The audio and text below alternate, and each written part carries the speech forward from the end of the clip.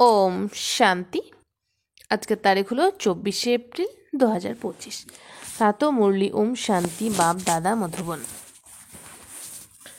আজকে মুরলিতে বাবা বলেছেন, মিষ্টি বাচ্চারা, বৈজন্তী মালাতে আসার জন্য নিরন্তর বাবাকে স্মরণ করো।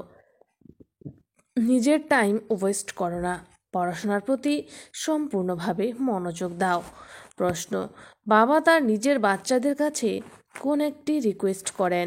উত্তর: মিষ্টি বাচ্চারা, বাবা রিকোয়েস্ট করেন ভালোভাবে পড়াশোনা করতে থাকো, বাবার সম্মান রক্ষা করো, দাড়ির লাজ রাখো, এমন কোনো ঘৃণ্য কাজ করো না যাতে বাবার নাম বদনাম হয়।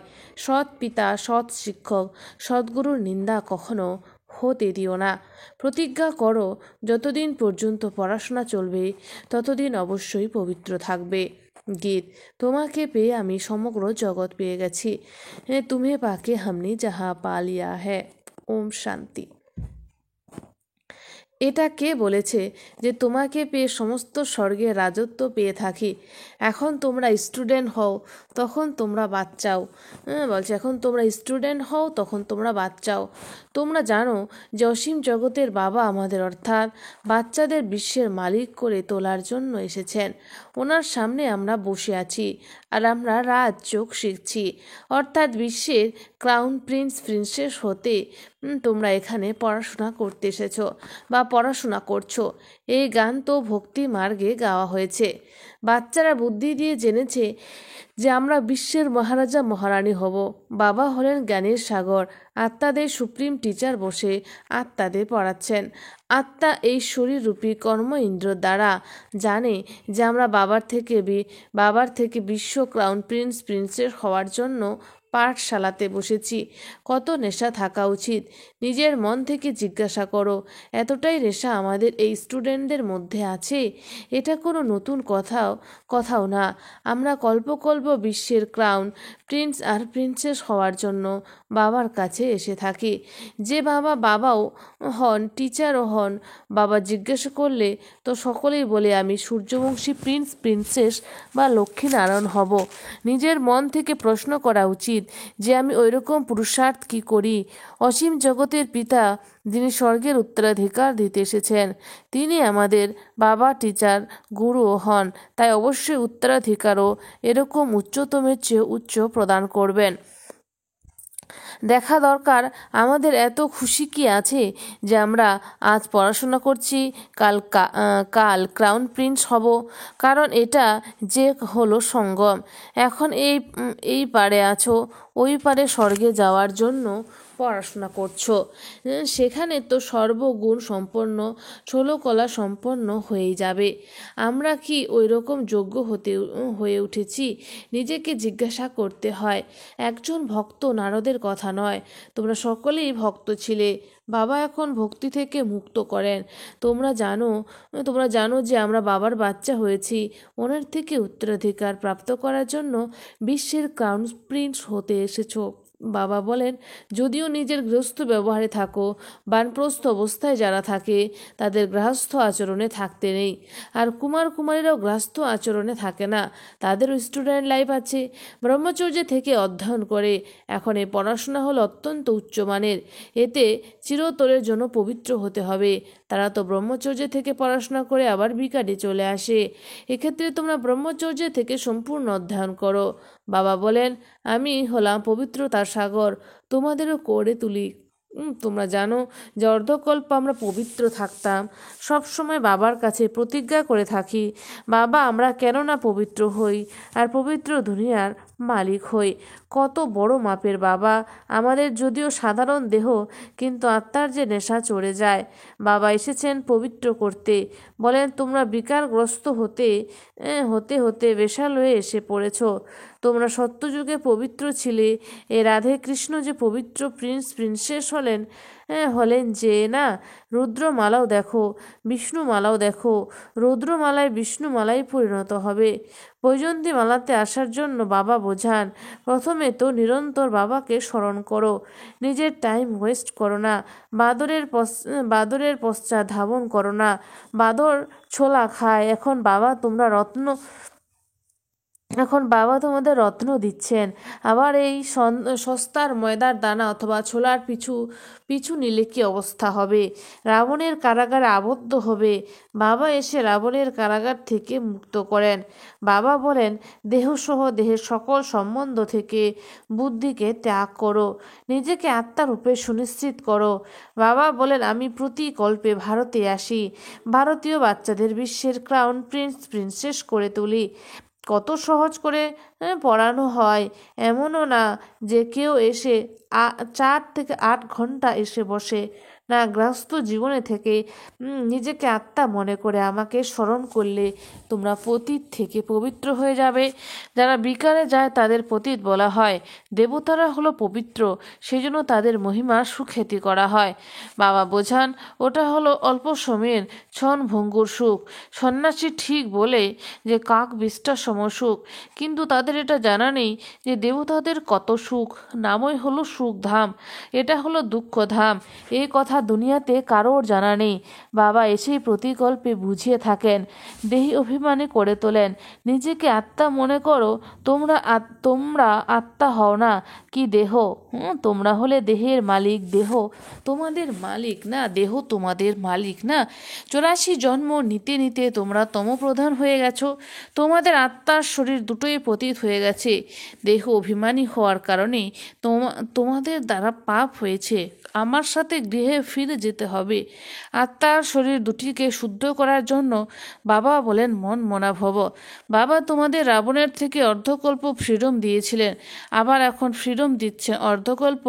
তোমরা ফ্রিডম রাজ্য করো, সেখানে 5 বিকারের নাম নেই। এখন শ্রীমতে চলে শ্রেষ্ঠ হতে হবে। নিজেকে জিজ্ঞাসা করো, আমাদের মধ্যে বিকার ঠিক কতটা আছে? কতটা আছে? বাবা বলেন, এক তো মামেকেও স্মরণ করো, আর কোনো লড়াই ঝগড়াও করতে নেই। তা না হলে তোমরা পবিত্র হবে কিভাবে? তোমরা এখানে এসেছো পুরুষার্থ করে মালাতে গাঁথা হতে। পাস করতে না পারলে আবার মালাতে গাঁথা হতে পারবে না। কল্পকল্পের বাদশাহী হারিয়ে ফেলবে। শেষে আবার অনেক অনুশোচনা করতে হবে। ওই পড়াশোনার জন্য রেজিস্টার থাকে, লক্ষণও দেখা হয়। এটাও হলো পড়াশোনা। সকালে উঠে তোমরা নিজেরাই এটা পড়ো। দিনের বেলা তো কর্ম করতেই হবে, অবসর পাওয়া যায় না। তো ভক্তিও মানুষ সকালে উঠে করে। এটা তো হলো জ্ঞান মার্গ, জ্ঞানের পথ। ভক্তিতেও পূজা করতে করতে আবার বুদ্ধিতে কোনো না কোনো দেহধারীর স্মরণ এসে যায়। এখানেও তোমরা বাবাকে স্মরণ করো, আবার ধান্দা ইত্যাদি স্মরণে এসে যায়। যত বাবার স্মরণে থাকবে ততই পাপ খণ্ডন হতে থাকবে। বাচ্চারা তোমরা যখন পুরুষার্থ করতে করতে একদম পবিত্র হয়ে যাবে, তখন এই মালা তৈরি হয়ে যাবে। সম্পূর্ণ পুরুষার্থ না করলে তো প্রজাতে চলে যাবে। ভালো মতো যোগ যুক্ত হবে, পড়াশোনা করবে। নিজের ব্যাগেজ ভবিষ্যতের জন্য ট্রান্সফার করে দিলে তবে রিটার্নে ভবিষ্যতে প্রাপ্ত হবে। ঈশ্বরের নিমিত্তে দিলে পরের জন্মে তার রিটার্ন প্রাপ্ত হয়। এখন বাবা বলেন, আমি ডাইরেক্ট আসি। এখন তোমরা যা কিছু করো সেটা নিজের জন্য। মানুষ দান পুণ্য করে, সেটা হলো ইনডাইরেক্ট। এই সময় তোমরা বাবাকে অনেক সাহায্য করো। জানো যে এই টাকা পয়সা তো সব নিঃশেষ হয়ে যাবে। এর থেকে ভালো বাবাকে কেন না সাহায্য করি। বাবা রাজত্ব কিভাবে স্থাপন করবেন? না কোনো লস্কর বা সেনা ইত্যাদি আছে, না হাতিয়ার ইত্যাদি আছে। সব কিছু হলো গুপ্ত। বাক্স বন্ধ করে চাবি হাতে দিয়ে দেয়, কেউ খুব শো করে, কেউ গুপ্ত দেয়। বাবাও বলেন, তোমরা হলে প্রিয়তমা, তোমাদের আমি বিশ্বের মালিক করতে এসেছি। তোমরা গুপ্ত সাহায্য করো। এই আত্মা জানে যে বাইরের জলুস কিছু নেই। এটা হলে বিকারী পতীত দুনিয়া। সৃষ্টির বৃদ্ধি হওয়া রয়েছে, আত্মাদের অবশ্য আসতে হবে। জন্ম তো আরোই বেশি হচ্ছে। বলা হয় এর অনুপাতে আনাজ পুরো হবে না। এটা হলো আসুরি বুদ্ধি। বাচ্চারা, তোমাদের এখন ঈশ্বরের বুদ্ধি প্রাপ্ত হয়েছে। ভগবান যখন পড়াচ্ছেন সেই ব্যাপারে কত রিগার্ড থাকা উচিত, কত পড়াশোনা করা উচিত। কোনো বাচ্চা আছে যাদের পড়ার রুচি নেই? তোমাদের তো বুদ্ধিতে এটা থাকা উচিত যে আমরা বাবার দ্বারা ক্রাউন প্রিন্স প্রিন্সেস হতে চলেছি। এখন বাবা বলেন আমার মত অনুযায়ী চলো, বাবাকে স্মরণ করো। ক্ষণে ক্ষণে বলে আমি ভুলে যাই, স্টুডেন্ট বলে আমি পাঠ ভুলে যাই। তো টিচার কি বলবে? স্মরণ না করলে তো বিকর্ম বিনাশ হবে না। টিচার কি সবার উপর কৃপা বা আশীর্বাদ করবেন যে এ পাশ করে যাক? এখানে এই আশীর্বাদ কৃপার ব্যাপার নেই। বাবা বলেন পড়ো, ব্যবসা ইত্যাদি যদিও করো, কিন্তু পড়াশোনা করা হলো অত্যাবশ্যকীয়, মানে আবশ্যক। তমোপ্রধান থেকে শতপ্রধান হও, আর সবাইকেও রাস্তা বলে দাও। মন থেকে জিজ্ঞাসা করা উচিত আমি বাবার সাহায্যের জন্য কতজনকে নিজের সমান করেছি। ত্রিমূর্তির চিত্র তো সামনে রাখা আছে। এই শিব বাবা আছেন, এই ব্রহ্মা আছেন। এই অধ্যয়নের ফলে এটা হয়, আবার 84 জন্ম পরে এটা হবে। শিব বাবা ব্রহ্মার দেহে প্রবেশ করে ব্রাহ্মণদের এরূপ করে তুলেছেন। তোমরা ব্রাহ্মণ হয়েছ, এখন নিজের মনকে জিজ্ঞাসা করো আমি কি পবিত্র হয়েছি? দেবী গুণ ধারণ করছি? পুরনো দেহকে ভুলেছি? এই দেহ তো পুরনো জুতো, যে না আত্মা পবিত্র হয়ে গেলে তো জুতো ফার্স্ট ক্লাস পাওয়া যাবে। এই পুরনো পোশাক ছেড়ে নতুন পোশাক পরব। এই চক্র আবর্তিত হতে থাকে। আজ পুরনো জুতোতে আছে, কাল এটি অর্থাৎ আত্মা দেবতা হতে চাইছে। বাবার দ্বারা ভবিষ্যতে অর্ধকল্পের জন্য বিশ্বের ক্রাউন মুকুটধারী প্রিন্স হও।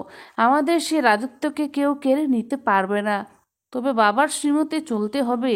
যে নিজেকে জিজ্ঞাসা করো আমি কতটা স্মরণ করি, কতটা সুদর্শন চক্রধারী হই আর তৈরি করি। যে করবে সে প্রাপ্ত করবে।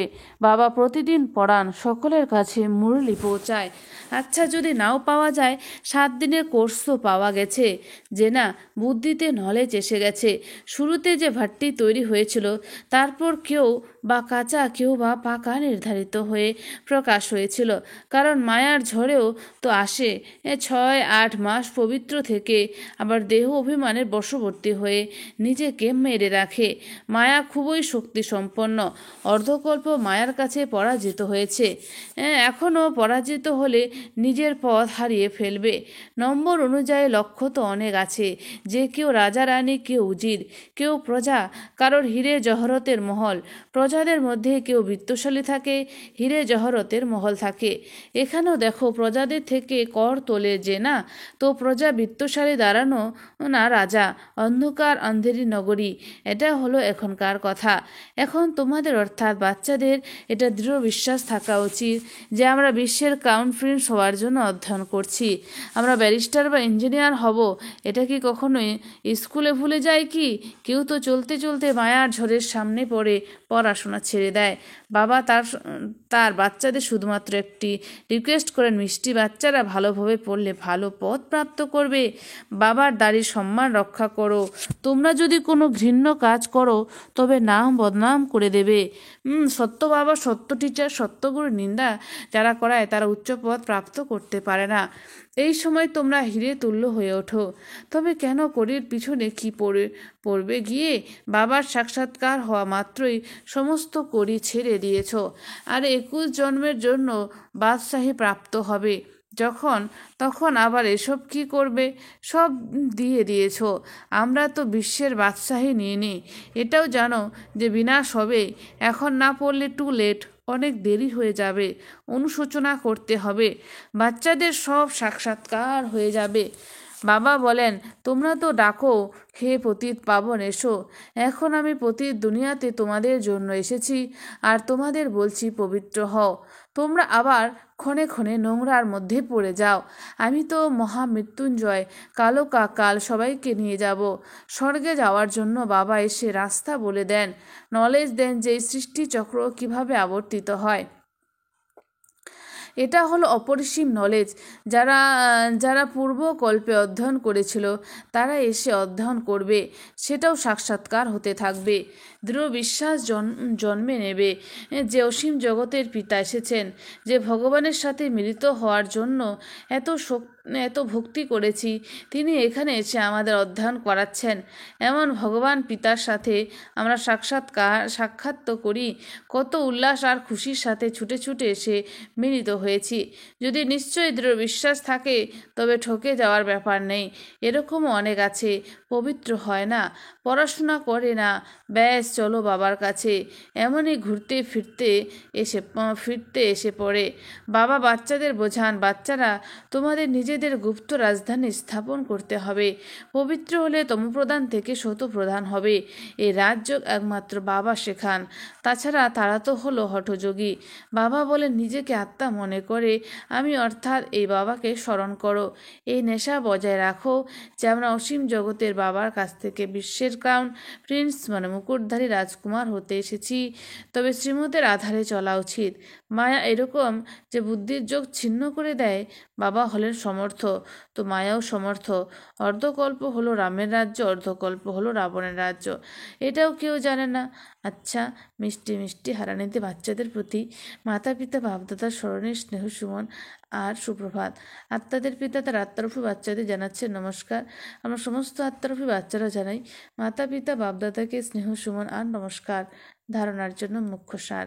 1 নাম্বার, সর্বদা এই নেশা যেন থাকে যে আমি আজ পড়ছিলাম, কাল ক্রাউন প্রিন্সেস হব। সর্বদা এই নেশা যেন থাকে যে আমি আজ পড়ছিলাম, কাল ক্রাউন প্রিন্সেস হব। নিজের মনকে জিজ্ঞাসা করা উচিত, আমি কি তেমন পুরস্কার করছি? বাবার প্রতি এতটাই রিগার্ড আছে? 2, বাবার কর্তব্য গুপ্ত সাহায্যকারী হতে হবে। ভবিষ্যতের জন্য নিজের ব্যাগেজ ট্রান্সফার করে দিতে হবে। কড়ির পিছনে সময় না হারিয়ে হিরে তুল্য হওয়ার পুরুষার্থ করতে হবে। বরদান, মন বুদ্ধিকে মনমত থেকে ফ্রি করে সূক্ষ্মবতন অনুভবকারী ডবল লাইট ভব। মন বুদ্ধিকে মনমত থেকে ফ্রি করে সূক্ষ্মবতনের অনুভবকারী ডবল লাইট ভব। স্পষ্টীকরণ, কেবল সংকল্প শক্তি অর্থাৎ মন আর বুদ্ধিকে সদা মনমত থেকে খালি রাখো। কেবল সংকল্প শক্তি অর্থাৎ মন আর বুদ্ধিকে সদা মনমত থেকে খালি রাখো।